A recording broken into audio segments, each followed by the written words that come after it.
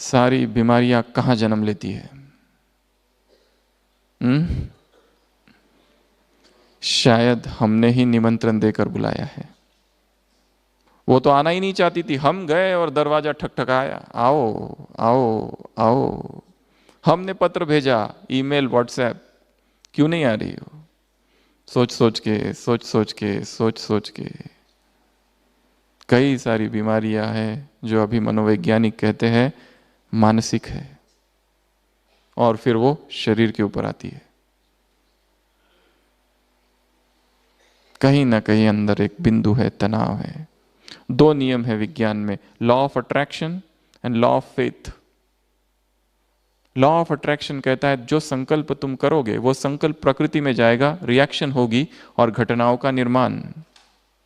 सोचते रहो मैं बीमार हूं, मैं बीमार हूं, डर है कहीं मैं बीमार ना हो जाऊं, कहीं मैं बीमार ना हो जाऊं। संकल्प भेजा प्रकृति में, वायुमंडल में, सिमिलर संकल्प, ऐसा ही संकल्प को वो अट्रैक्ट करेगा और परिस्थितियां निर्माण होगी।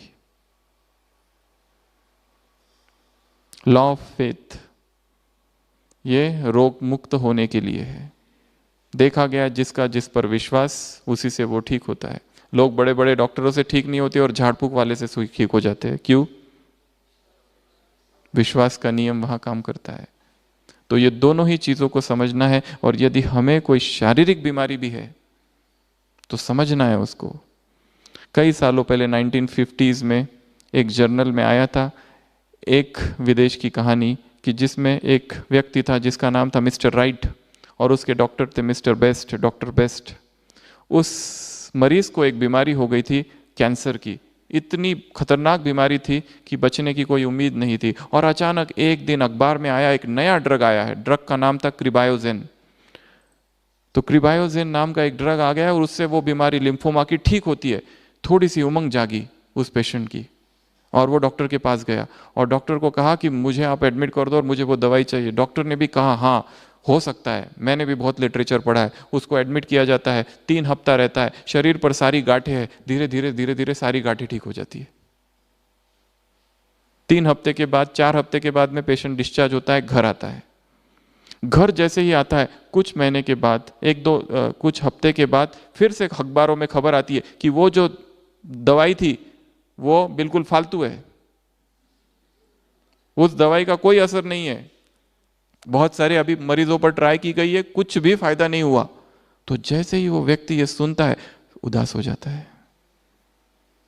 एकदम उदास हो जाता है, एकदम उदासी सी छा जाती है, और कुछ ही हफ्ते में फिर से सारी गांठें आ जाती है। पर अब जो मिस्टर डॉक्टर बेस्ट थे, वो सोचते हैं कि ऐसा मैं नहीं होने दूंगा।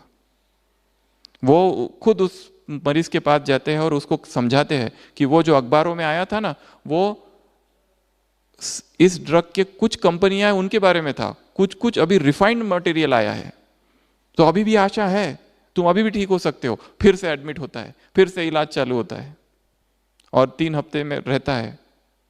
वैसे डॉक्टर तो वही दवाई देता है जो थी, नई नहीं देता है, पर उसको कहता है कि नई वाला सुपर सुपर रिफाइंड ब्रांड आया है, और फिर से सारी गांठें चली जाती है, फिर से ठीक होता है, फिर से मरीज घर जाता है खुशी खुशी। और कुछ हफ्तों के बाद फिर से न्यूज़पेपर में आता है overall final news, confirm news, कि जो दवाई है क्रिबायोजेन फालतू है, कुछ नहीं होता है, बैन हो चुकी है, उससे साइड इफेक्ट्स हो रहे हैं, लोगों की जाने भी जा रही है।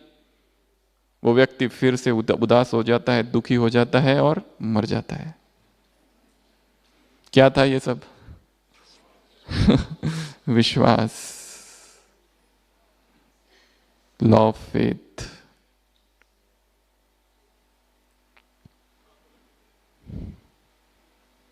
विश्वास रखना है, संकल्प करना है। अवचेतन मन में इतनी शक्तियां है कि सारी शारीरिक बीमारियों का भी इलाज वहां पर है, सब बीमारियों का, और हम ठीक कर सकते हैं मन से। दवाइयों का मदद लो, परंतु संकल्प पॉजिटिव हो। जब खा रहे तो क्या संकल्प से खा रहे हैं? दुखी हो के कि देखो ये खाना पड़ता है, दुखी संकल्प है। तो law of faith, law of attraction, जो चीज रिपीट की जाती है वो साकार होती है। बोलते रहो कि मैं बीमार हूं, मैं बीमार हूं, या सोचते रहो इसको ये बीमारी हो गई, मुझे हो गई तो ये तो अभी तक अच्छा था और अभी अभी कैंसर हो गया, मुझे भी लग रहा है यहां थोड़ी गांठ, शायद हो सकती है। और फिर दो तीन लोग आके हाँ है, जो नहीं थी वो हो जाएगी। Understand this philosophy of law of faith and law of attraction. तो अपने रोगों को हमको स्वयं मुक्त करना है, स्वयं को, सभी रोगों से, सभी बीमारियों से, क्योंकि बहुत सारी बीमारियां तो हमने खुद जन्म दिया है।